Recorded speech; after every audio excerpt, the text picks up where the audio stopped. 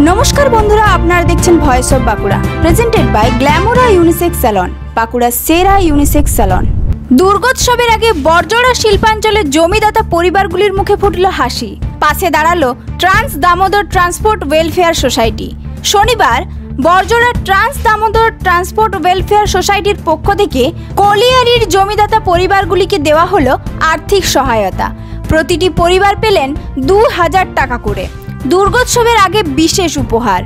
এই অনুষ্ঠানে উপস্থিত ছিলেন বিধায়ক অলোক মুখার্জি, পূর্ত কর্মদক্ষ অর্চিতা বিদ, খনি কর্তৃপক্ষ অভিজিৎ সিংহ, কাজল পোড়েল, প্রধান সোমা মণ্ডল সহ বিশিষ্ট জনেরা। আমাদের প্রতি বছরে নেয় ট্রান্স দামোদর ট্রান্সপোর্ট ওয়েলফেয়ার সোসাইটির পক্ষ থেকে যারা 3000 চাষিদের পরিবারকে প্রত্যেককে আমরা চেক বিতরণ করি দুর্গাপুজোর আগে।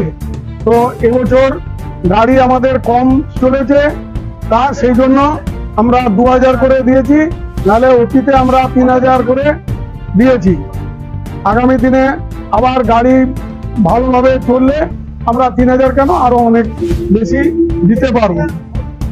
আর এটা আমাদের ধারাবাহিকভাবেই চলে আসবে।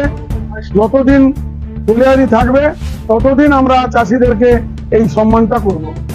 সংগঠনের সভাপতি অশোক ব্যানার্জি জানালেন, ডাম্পার মালিকদের কাছ থেকে প্রতি টন কয়লা পরিবহনের সময় ন্যূনতম টাকা কেটে রাখা হয়, আর সেই সঞ্চয় থেকেই প্রতি বছর জমিদাতা পরিবারগুলির মধ্যে বন্টন করা হয় সমানভাবে। প্রায় 400 জমিদাতা পরিবারকে এই সাহায্য দেওয়া হয়েছে।